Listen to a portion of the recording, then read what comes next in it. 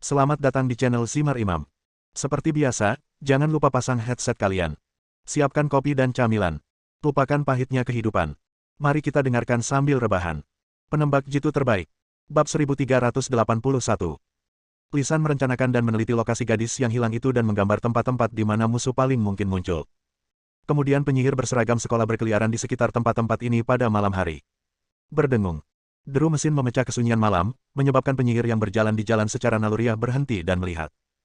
Sebuah mobil Ferrari berwarna merah meluncur melewati sang penyihir seperti hantu, dan kemudian mendengar suara mencicit yang panjang.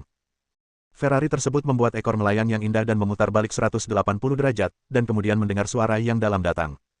Sang penyihir berhenti di sampingnya. Jendela mobil diturunkan, dan seorang pria berkacamata hitam dan sedikit riasan memandang ke arah sang penyihir dan berkata dengan senyum percaya diri, "Adik perempuan, apakah kamu ingin pergi jalan-jalan?" Jarang sekali melihat mobil sport mewah seperti itu di kota kecil, dan gadis kecil masa kini agak terobsesi dengan uang. Terlebih lagi, penampilan pria tersebut sejalan dengan apa yang dikejar para gadis saat ini, dan dia akan mudah tertarik padanya. Sejujurnya, sang enchantress merasa sedikit mual ketika melihat pria itu. Dia bertanya-tanya mengapa gadis kecil saat ini menyukai pria yang tidak memiliki kejantanan. Di saat yang sama, hati enchantress tergerak dan dia merasa sedikit waspada. Seni rayuan. Penyihir wanita juga mahir dalam seni rayuan. Ketika sudut bibir orang lain melengkung membentuk senyuman, dia secara alami akan menyadari bahwa pihak lain telah menggunakan seni rayuan. Seni rayuan tidak hanya digunakan oleh wanita, pria juga bisa menggunakannya untuk merayu wanita. Mobil mewah, pria tampan, dan seni rayuan. Jika ketiga hal ini digabungkan, gadis kecil akan mudah terangsang dan melakukan apapun yang diminta pihak lain. Oke. Enchantress berpura-pura masuk ke dalam mobil. Bas, Ferrari meraung lagi dan bergegas menuju malam. Ketika mobil itu menghilang di jalan, sebuah sepeda motor hitam melaju keluar dari gang terdekat. Lisan, yang mengenakan jaket kulit hitam, melirik ke layar di pergelangan tangannya. Ada titik merah yang bergerak cepat di sana dalam iblis. Sinyal yang dikirim oleh pencari lokasi di tubuh Ji. Melihat mobil itu menuju ke pinggiran kota, Lisan tersenyum percaya diri dan berkata, "Sepertinya benar, orang inilah yang menculik gadis kecil itu." Berdengung. Lisan menyalakan mobil dan mengejarnya. Kecepatannya tidak secepat Ferrari, tapi tidak lebih lambat. Setelah meninggalkan kota, Lisan mengikutinya dan tiba-tiba menemukan sebuah rumah bangsawan di depannya. "Hei, kenapa ada rumah bangsawan di sini?" Lisan mengerutkan kening. Dalam 3 hari terakhir, Lisan merasa bosan dan mempelajari geografi kota. Dari peta navigasi, tidak ada istana. Rumah ini lebih seperti jatuh dari langit. Apakah ini ilusi? Lisan melirik pelacak dan melihat sinyalnya diparkir di Manor. Dia tahu bahwa Enchantress ada di dalam, jadi dia meninggalkan mobil dan menyelinap masuk. Begitu dia memasuki Manor, Lisan mendengar suara tawa dan permainan air. Dia mengikuti suara tersebut dan segera melihat sebuah kolam renang di kompleks Manor. Lampu menerangi kolam renang dengan terang, dan selusin gadis kecil berbikini sedang bermain di sana. Bukankah ini gadis-gadis yang hilang? Mata Lisan berbinar dan dia mengenali gadis-gadis ini. Hah! Alis Lisan menegang lagi. Dia melihat sang Enchantress. Yang aneh adalah orang yang memiliki Enchantress bukanlah pria kemerahan, tapi seorang wanita yang terlihat sangat menawan dalam pakaian terbuka. "Kak, ayo kita bermain air bersama. Kakak, kamu sangat cantik. Kak, kulitmu halus sekali." Begitu wanita menawan itu muncul, gadis-gadis kecil yang sedang bermain air bergegas mengelilinginya, masing-masing memujinya lebih manis dari yang lain. "Kita punya adik baru hari ini, ayo bermain dengannya." Wanita menawan itu tersenyum. "Oke, ayo bermain bersama." Beberapa gadis kecil segera mengepung sang Enchantress. Sang penyihir tampak sangat tertarik dengan gagasan itu. Dia bahkan tidak mengganti pakaiannya dan langsung pergi ke kolam untuk bermain dengan gadis-gadis kecil. Ups! Lisan diam-diam meneriakkan sesuatu yang buruk. Gadis mempesona saat ini berada di alam spiritual tingkat pertama. Jika dia telah mencapai Dao, maka saya mungkin telah mencapai Dao di masa lalu. Dengan mengingat hal ini, Lisan memutuskan untuk mundur terlebih dahulu. Saat Lisan hendak bergerak, dia melihat jejak kabut muncul dari tanah. Segera daerah sekitarnya tertutup kabut dan tidak ada yang terlihat. "Karena kakak ada di sini, kenapa kamu tidak masuk dan duduk sebentar?" Lisan mencari suara itu dan melihat seorang wanita yang menjulang berdiri di sana. Itu adalah wanita menawan yang pernah bersama Enchantress sebelumnya. "Ups, aku ketahuan." Lisan mengatakan sesuatu yang buruk di dalam hatinya lagi, berbalik dan lari. "Saudaraku, kenapa kamu pergi begitu terburu-buru? Aku punya banyak adik perempuan di sini. Kamu sebaiknya menyebutkan salah satu dari mereka saudara laki-laki mana yang kamu suka. Jika kamu menyukai semuanya, tidak masalah jika kamu mengambil semuanya." Wanita menawan itu berkata sambil tersenyum. "Kemana kakak pergi? Saudaraku, ayo bermain denganku. Saudaraku, aku sangat menyukaimu. Tolong tinggallah bersamaku malam ini, adik perempuan. Saudaraku, jangan pergi." Begitu Lisan mengambil langkah, dia melihat semua gadis kecil yang sedang bermain air muncul di sampingnya, wajah mereka penuh cinta, dan mereka menempel padanya seolah-olah mereka kesurupan. Seni rayuan. Sebagai Raja Neraka dari Istana ke-10, Lisan secara alami menyadari bahwa gadis-gadis kecil ini semuanya telah jatuh ke dalam mantra sihir dan menjadi bagian dari mantra tersebut. Tidak peduli ke arah mana Lisan pergi, dia akan dihadang oleh orang-orang. Bahkan jika dia menyerang dengan seluruh kekuatannya, dia tidak dapat membunuh orang-orang ini. Ups, meskipun itu formasi ilusi yang menawan. Lisan tiba-tiba menyadari bahwa dia telah jatuh cinta. Wanita dan rumah bangsawan yang mempesona di depannya ini asli atau palsu? Apa yang harus dilakukan? Lisan diam-diam merasa cemas, dan tiba-tiba menemukan bahwa bahkan penyihir wanita muncul di sampingnya, dan menggunakan berbagai cara untuk merayunya seperti gadis kecil itu.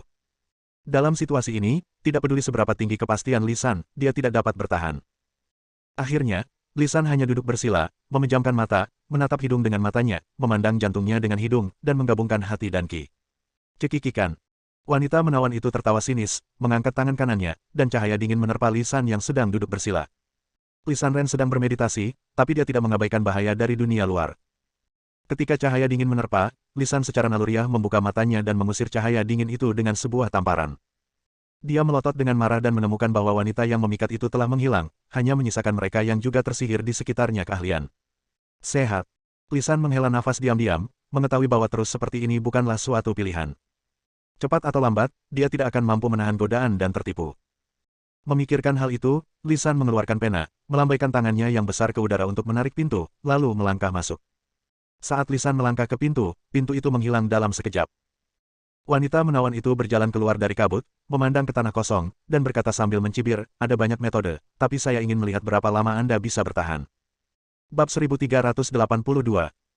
Sang penyihir muncul di belakang wanita menawan itu pada suatu saat, memegang jarum perak di tangannya, dan kilatan cahaya perak menembus kabut tanpa suara. Wanita menawan itu sepertinya tidak menyadarinya, tetapi saat cahaya perak hendak menerpa dirinya, cahaya warna-warni tiba-tiba muncul di tubuhnya. Cahaya perak menerpa pancaran cahaya warna-warni dan segera mengeluarkan suara bergerak, lalu menghilang ke dalam ketiadaan. Cekikikan. Wanita menawan itu mengangkat tangannya untuk menutup mulutnya dan tersenyum manis, menoleh ke arah sang penyihir, dan berkata dengan sinis, apakah kamu benar-benar berpikir kamu bisa menipuku? Karena kamu tidak jatuh cinta pada pesonaku, kamu tidak lari pergi lebih awal, dan kamu cukup bodoh hingga ingin dekat denganku. Tahukah kamu bahwa selain pandai menggunakan teknik pesona, aku juga memiliki tingkat kultivasi alam spiritual tingkat kedua. Alam spiritual tingkat pertama, tetapi kamu berani melakukannya di depanku.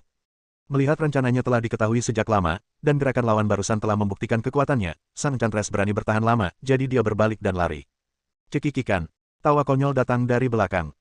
Penyihir wanita itu sudah diselimuti oleh cahaya warna-warni sebelum dia berlari sangat jauh, dia berbalik dan menghantam cahaya warna-warni di udara dengan semburan energi spiritual. Terjadilah ledakan. Kekuatan spiritual penyihir menghantam sinar cahaya warna-warni seperti telur di atas batu, dan tidak berpengaruh sama sekali. Sinar cahaya warna-warni jatuh langsung ke tanah. Setelah menghilang, Humein yang sedikit mengernyit dan bergumam dengan suara rendah, tingkat kultivasi saya tidak tinggi, tetapi kemampuan saya untuk melarikan diri cukup baik. Dia berhenti sebentar, menoleh untuk melihat tempat di mana Lisan menghilang sebelumnya, dan mencibir. Dengan dia di sini, aku tidak percaya kamu tidak akan kembali.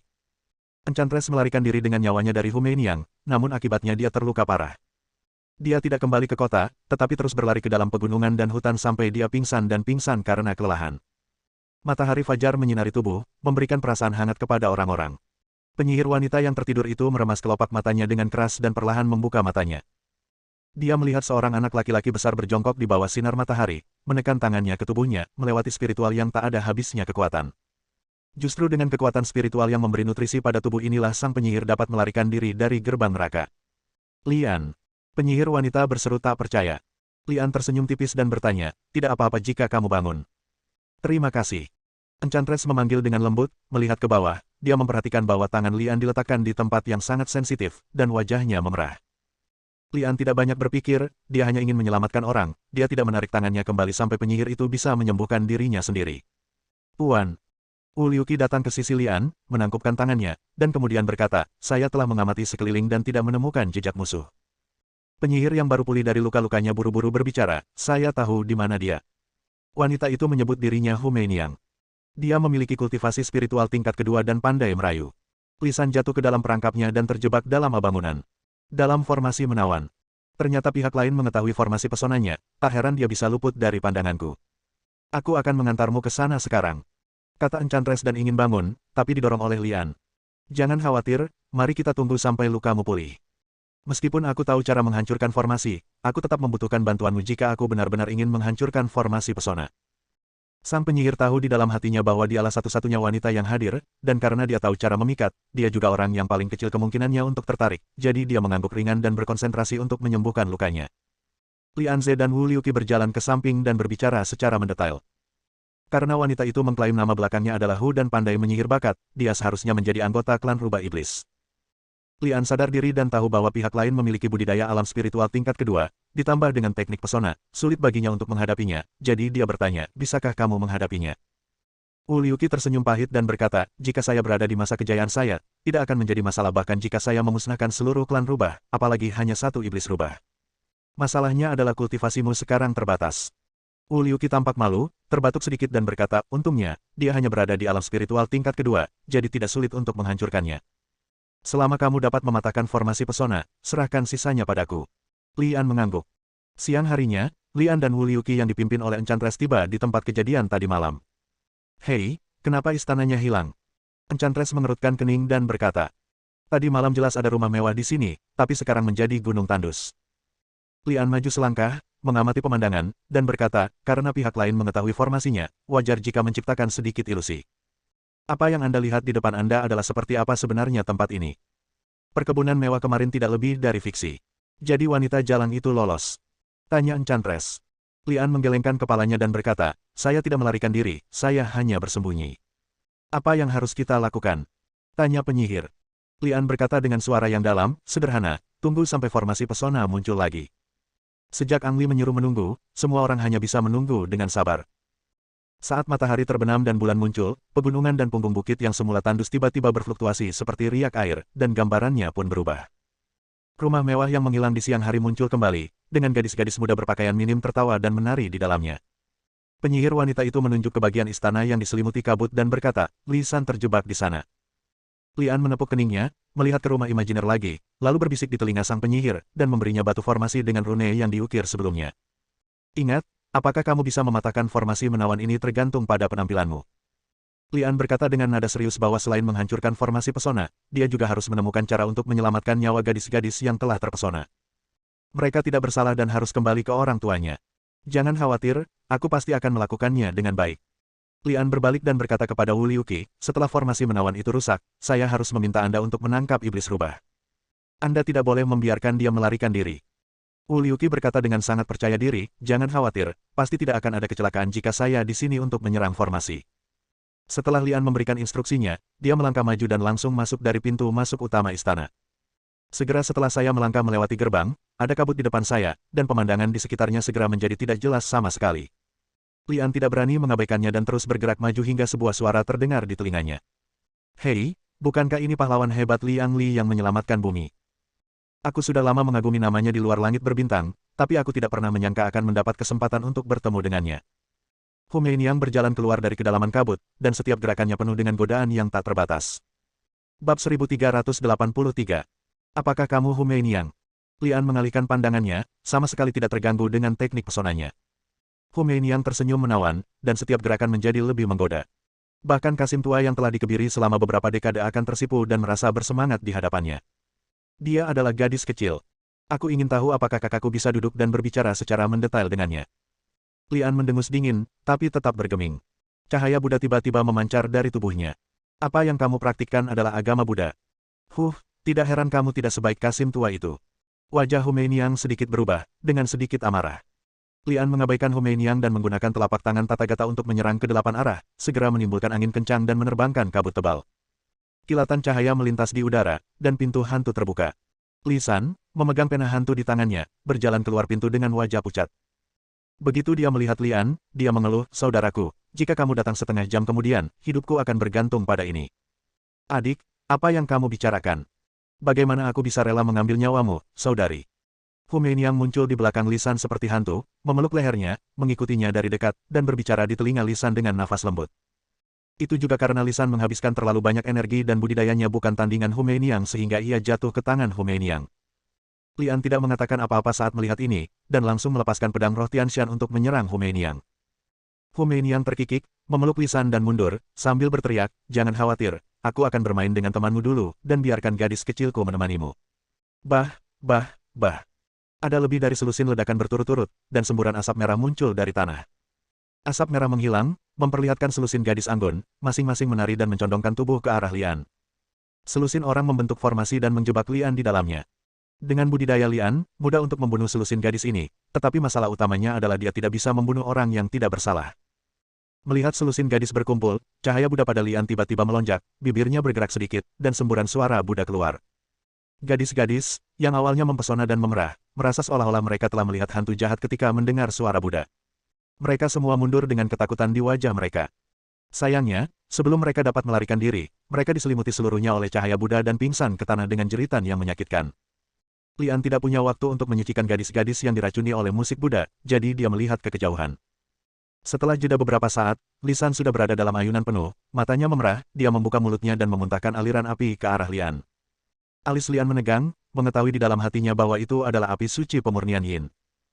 Dia tahu bahwa api suci pemurnian Yin sangat penting setelah dimurnikan oleh Wu Liuqi untuk sementara menahan api suci pemurnian Yin, dan di sisi lain, dia menggunakan teknik pemisahan bayangan. Lusinan sosok terungkap, mencoba menghindari Lisan dan menyerang Hu Meiniang. Lian, kamu meremehkan kekuatan temanmu. Hu Meiniang mencibir. Sebelum Hu Meiniang selesai berbicara, Lisan telah mengeluarkan pena kepala hantu, melambaikan tangannya dan menarik ke udara. Pintu hantu yang telah menghilang sebelumnya muncul lagi, dan kemudian kepala hantu yang tak terhitung jumlahnya terbang keluar dari pintu dan menyerang Lian. Dan doppelgangernya. Lian mengulurkan tangannya sedikit ke udara, dan pedang roh Tianshan menyerang Lisan. Lisan tidak terburu-buru, dia melambaikan pena hantu di tangannya untuk menggambar jimat hantu di udara, dan kemudian jimat hantu itu menyerang pedang roh Tianshan. Dalam sekejap, pedang spiritual Tianshan jatuh dari langit seolah-olah dihancurkan oleh Gunung Tai. Tidak peduli seberapa kerasnya berjuang, ia tidak dapat terbang lagi. Jimat yang digambar Lisan barusan adalah jimat penekan hantu yang terkenal. Hantu tak kasat mata menekan pedang spiritual Tianshan sehingga tidak bisa terbang. Phoenix api merah melawan api suci pemurnian Yin, dan klonnya dihancurkan oleh kepala hantu. Sekarang bahkan pedang roh Tianshan telah ditekan, dan Lian hanya bisa mengeluarkan busur dan anak panah petir. Lisan dan Lian telah bertarung berdampingan untuk waktu yang lama, dan dia mengetahui serangan Lian dengan sangat baik. Ketika dia melihat Lian mengeluarkan busur dan anak panah petir, dia mulai menarik udara lagi dengan pena di dalamnya tangannya. Ledakan. Dengan suara petir, panah petir menghantam Lisan. Saat ini, pena berujung hantu di tangan Lisan telah menggambar lingkaran hitam seperti asap di udara. Ketika panah petir tiba, lingkaran itu sepertinya memiliki spiritualitas dan secara otomatis menyerang panah petir, seperti digenggam pada panah guntur. Guntur terus berlanjut, namun panah petir tidak dapat melepaskan diri dari cincin asap hitam. Bahkan sub panah yang tersembunyi di dalam panah induk dikunci oleh cincin asap hitam ketika terbang keluar. Cekikikan. Hu Meiniang tersenyum lebih ceria, menatap Lian dan berkata, "Pria tampan, jika kamu memiliki senjata ajaib lain, gunakanlah sesegera mungkin." Setelah jeda sebentar, dia melanjutkan berkhotbah. Sejujurnya, tidak seperti Zurong Buhui, aku tidak bermaksud menimbulkan masalah bagimu. Namun, sekarang setelah kamu datang kepadaku, kamu tidak bisa menyalahkanku. Baik kamu maupun dia tidak lemah, jadi Mei Chongku adalah pilihan yang sempurna. Lian mencibir dan tidak bergerak lagi, tapi menatap Hu Meiniang dengan tangan di belakang punggungnya. Apa, kamu berencana untuk menyerah? Goda Hu Meiniang. Begitu suara Hu Meiniang turun, sebuah ledakan terdengar dari belakangnya, dan kemudian angin puyuh muncul dari tanah. Rumah mewah itu menjadi kosong karena gejolak angin puyuh, dan pemandangan pegunungan tandus dan pegunungan liar dipulihkan. Lagi di bawah sinar bulan. Kamu merusak formasi menggodaku.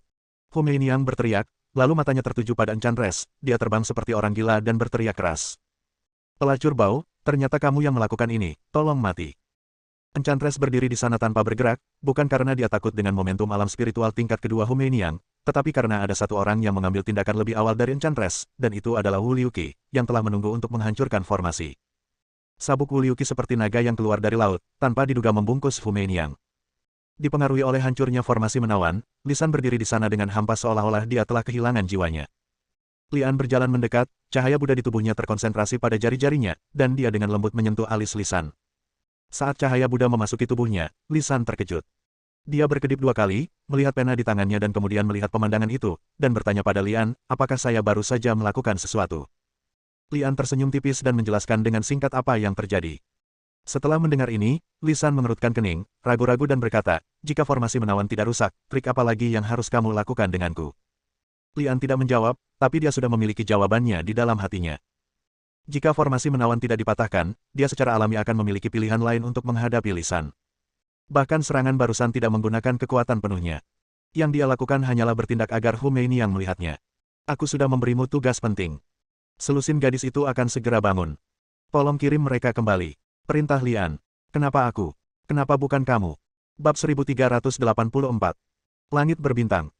Sebuah pesawat luar angkasa besar berhenti di depan Paladin, dan kemudian dua raksasa setinggi 3 kaki keluar dari pesawat ruang angkasa, memberi hormat kepada Paladin dari kejauhan dan berkata, roh raksasa Hashi dan Hach bersedia pergi ke mohon disetujui, Tuan Paladin. Alam spiritual tingkat ketiga. Paladin meliriknya, mengangguk dengan sangat puas dan berkata, suku roh raksasa memiliki kekuatan suci alami, dan kekuatan tempurnya jauh lebih baik daripada anggota suku lainnya. Tampaknya Anda telah secara paksa menekan budidaya Anda ke tingkat ketiga dari spiritual alam. Yah, lumayan, tunggu sampai Anda tiba. Setelah bumi, kami akan mendominasi dunia, dan saya tidak akan pernah melupakan kontribusi Anda. Terima kasih Paladin atas izinmu. Husi dan Hach mengucapkan terima kasih lagi, lalu terbang langsung menuju lorong yang dibuka paksa oleh Paladin. Bumi. Hu Meiniang terikat oleh sabuk Wu Liuqi. Tidak peduli seberapa kuat dia tidak bisa melakukannya. Iblis rubah, beritahu aku secepatnya, di mana jalanmu menuju bumi. Lian berteriak dengan dingin. Hu Meiniang mengedipkan matanya dan berkata dengan ekspresi lembut di wajahnya, berlinang air mata, dan penuh keluhan, saudaraku, jangan terlalu marah. Sebenarnya, bukan aku yang ingin datang ke bumi. Faktanya, ksatria sucilah yang sangat mendominasi. Itu dia. Kamu memaksaku untuk datang ke bumi.